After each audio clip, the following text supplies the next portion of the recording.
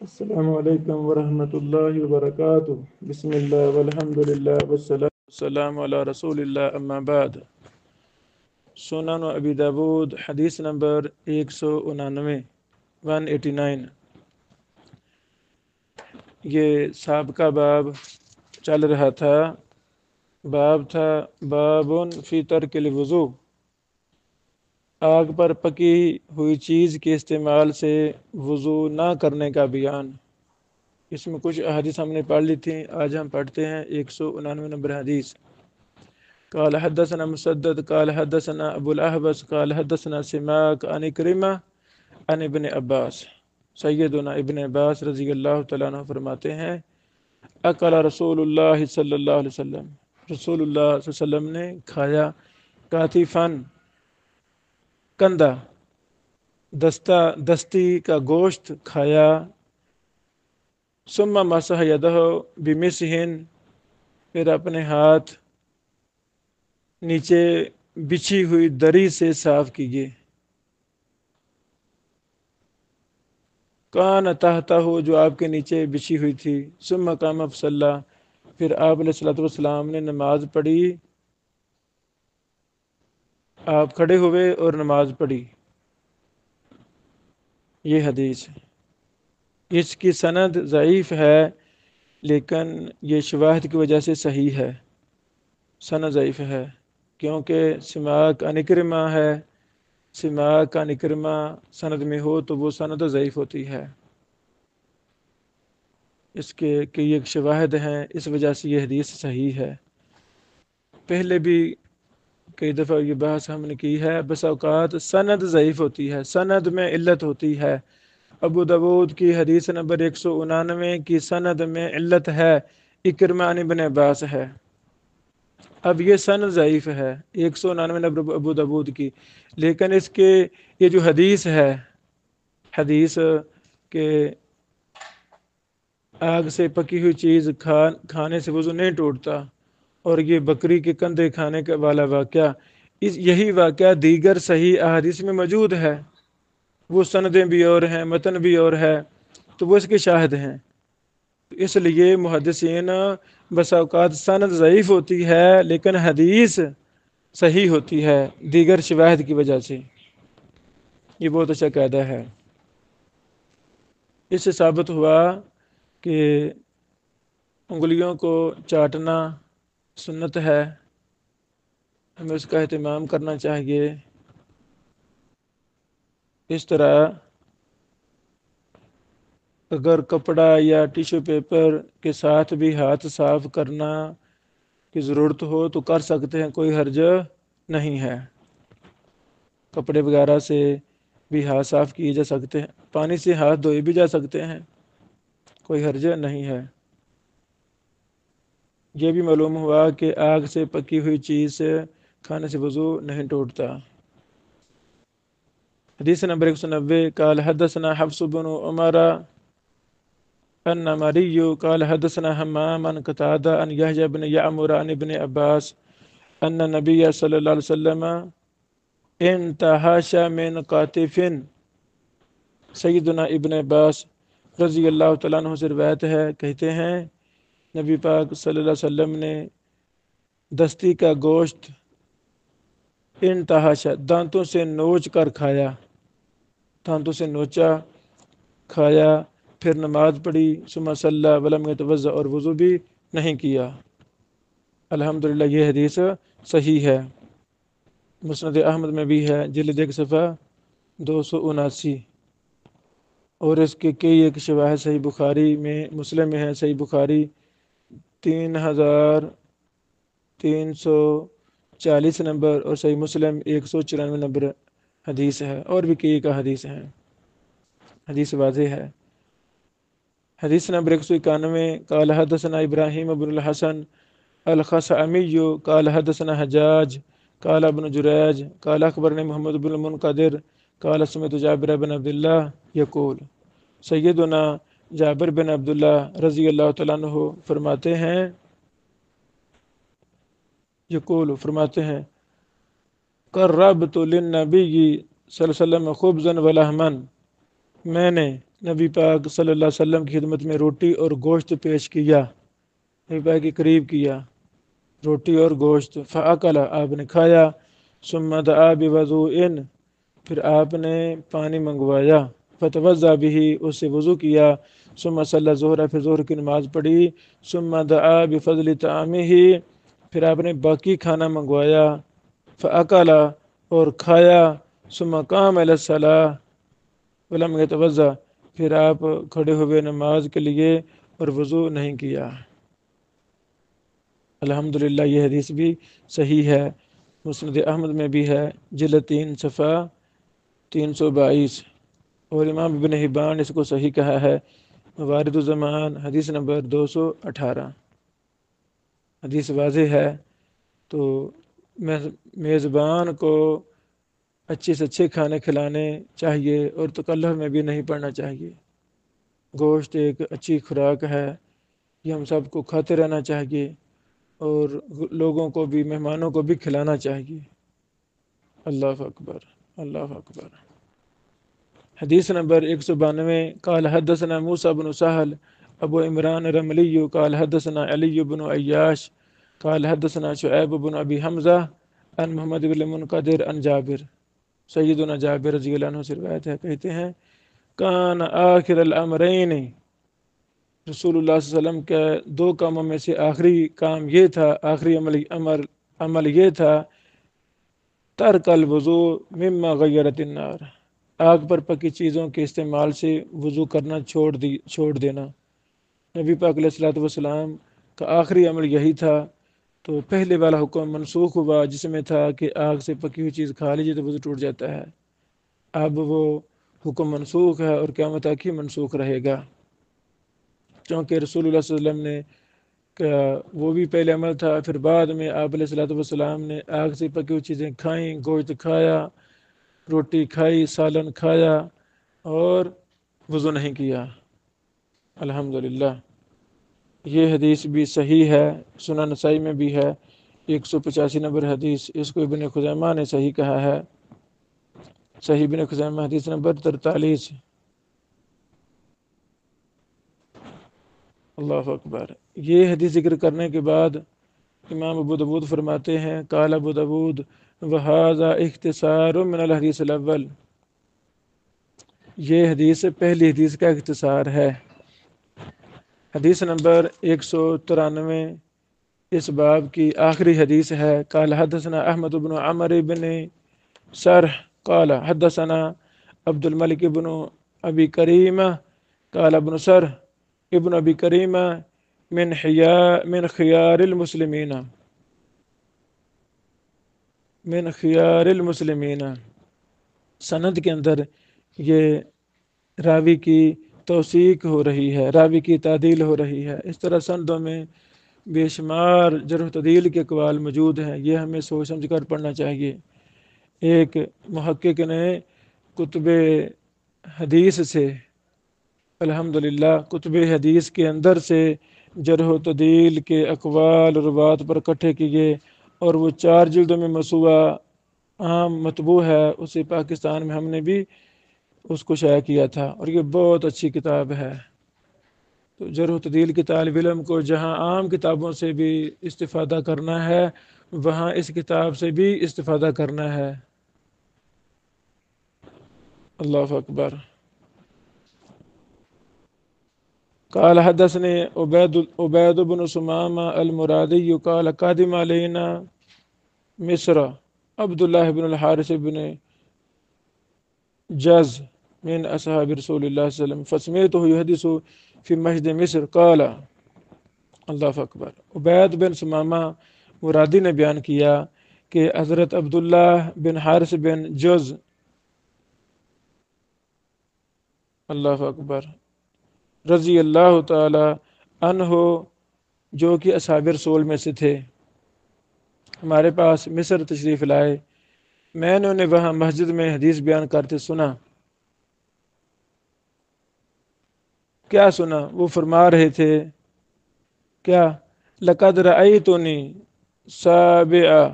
سابعہ او سادسہ سنہ مع رسول اللہ صلی اللہ علیہ وسلم فی دار رجل، مجھے اچھی طرح یاد ہے کہ میں ایک شخص کے گھر میں نبی پاک علیہ الصلوۃ والسلام کے ساتھ مجلس میں 7واں فرد تھا یا چھٹا تھا، یعنی میں 7واں تھا ایک مجلس میں یا چھٹا تھا۔ فمر بلال، سیدنا بلال حبشی رضی اللہ عنہ تشریف لائے، فناداہ بصلاۃ، بلال نے نبی پاک علیہ الصلوۃ والسلام کو آواز دی نماز کے لیے۔ اللہ اکبر، کیا مقدر بلال کے، سیدنا و محبوبنا بلال رضی اللہ تعالیٰ عنہ، کہ ان کی ڈیوٹی تھی، عام سادہ لفظوں میں ان کی ڈیوٹی تھی، وہ رسول اللہ صلی اللہ علیہ وسلم کو نماز کا وقت یاد کرواتے تھے۔ فنادہ بالصلاۃ، اے اللہ کے نبی علیہ السلام آئیں، تشریف لائیں، نماز کروائیں، جماعت کا ٹائم ہو گیا ہے۔ وہ نبی علیہ الصلوۃ والسلام کے نماز کے الارم تھے، اللہ اکبر، یاد کرواتے تھے، آئیں جی نماز پڑھائیں آ کے، اللہ اکبر۔ فناداہ بالصلاۃ فخرجنا، پس ہم نکلے، فمررنا برجل وبرمتہ علی النار، صحابی کہتے ہیں تو ہم نکلے اور ایک شخص کے پاس سے گزرے، اس کی ہنڈیا آگ پر رکھی تھی، اس کی ہنڈیا، برما ہنڈیا آگ پر تھی۔ فقال له رسول اللہ، تو نبی رحمت صلی اللہ علیہ وسلم نے اس سے کہا اطابت برمتک، اللہ اکبر، کیا تمہاری ہنڈیا تیار ہو گئی ہے، سالن پا گیا جی، اللہ اکبر، اللہ اکبر۔ اس نے کہا ہاں ہاں، نعم بے ابی انت و امی، میرے ماں باپ آپ پر قربان جائیں، سالن تیار ہو گیا ہے۔ فتناول منها بذحة فلم يزل يعلقها حتى أحرم بالصلاة وأنا أنظر إليه، اللہ اکبر۔ آپ صلی اللہ علیہ وسلم نے اس سے گوشت کی ایک بوٹی لی، گوشت کی ایک بوٹی لی، ایک لقمہ لیا اور کھاتے ہوئے چلے گئے، بوٹی لی، کھانی شروع کر دی اور ساتھ ہی آگے نکل پڑے، یہاں تک کہ نماز کے لیے تکبیر تحریمہ کہی اور میں آپ کو دیکھ رہا تھا، حتی احرم بالصلاۃ، تکبیر تحریمہ کہی اور میں آپ کو دیکھ رہا تھا۔ پہلی بات، جس کی سند ضعیف ہے، اس کی سند میں ابن ثمامہ راوی مستور ہے، جیسا کہ امام ابو سعید بن یونس المصری نے کہا ہے، اس واقعے کی سند ضعیف ہے۔ دیگر واقعات کی روشنی میں، یعنی مطلق طور پہ، یعنی آگ سے پکی ہوئی چیز کے واقعات کی روشنی میں دیکھا جائے تو یہ حسن درجے کی بنے گی، یعنی شواہد کی وجہ سے یہ صحیح غیر ہی بن جائے گی یہ حدیث، لیکن یہ بضبط واقعہ یہ ثابت نہیں ہے۔ سنن ابی داؤد کی حدیث نمبر 199 پر شیخ البانی رحمہ اللہ نے جو بحث کی ہے، اس طرح 199 تا 193 تک اس کا خلاصہ مختصراً ہم پیش کرتے ہیں۔ اس میں کئی ایک اہم فوائد ہیں جو ہمارے سامنے ہونے چاہیے۔ پہلی حدیث ہے 199 نمبر،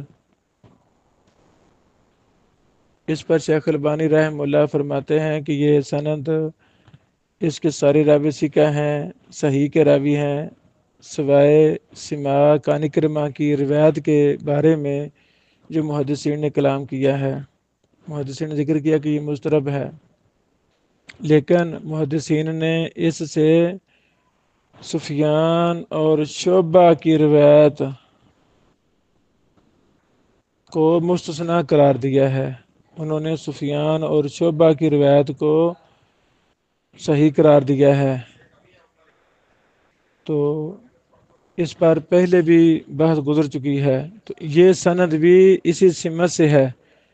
اس کی تفصیل آگے آ رہی ہے کہ سفیان نے بھی اکرمہ سے اس حدیث کو بیان کیا ہے، سفیان نے بھی اکرمہ سے حدیث کو بیان کیا ہے۔ الحمدللہ۔ اس طرح حدیث نمبر 191 پر شیخ البانی رحمہ اللہ نے بات کرتے ہوئے فرمایا کہ یہ حدیث صحیح بخاری کی شرط پر صحیح ہے۔ اس کی سند میں ایک راوی جو پہلی بار آ رہے ہیں، یحییٰ بن یعمر ابو سلیمان، ان کا نام ہے، البصری المروزی۔ اللہ اکبر۔ ان کے حوالہ سے امام ابو زرع رازی اور ابو حاتم رازی اور امام نسائی رحمہ اللہ اجمعین نے ان کو ثقہ کہا ہے۔ الحمدللہ۔ یہ بحث 190 نمبر حدیث پر ہے جو بھی میں نے کی ہے، اور 191 نمبر حدیث پر شیخ البانی رحمہ اللہ فرمایا کہ یہ سند صحیح ہے، اس کے سارے راوی بخاری مسلم کے راوی ہیں سوائے ابراہیم بن حسن الخثعمی کے، اور وہ بھی ثقہ ہے۔ الحمدللہ۔ اور ابراہیم بن حسن خثعمی یہ راوی صرف اس سند میں آیا ہے پہلی بار، اور یہ ثقہ راوی ہے۔ ابو حاتم رازی رحمہ اللہ نے ان سے احادیث لکھی ہیں اور کہا صدوق۔ امام نسائی نے کہا ثقہ۔ ابن حبان نے ان کو ثقات میں ذکر کیا ہے۔ اگلے راوی ہیں جو پہلی بار آ رہے ہیں، محمد بن المنقدر بن عبداللہ بن الہدیر ابو بکر التیمی القرشی۔ اس کے حوالہ سے امام یحییٰ بن معین نے ان کو ثقہ کہا ہے، اسی طرح ابو حاتم نے بھی ثقہ کہا ہے، اور امام ابن حبان نے الثقات میں ذکر کیا ہے۔ الحمدللہ۔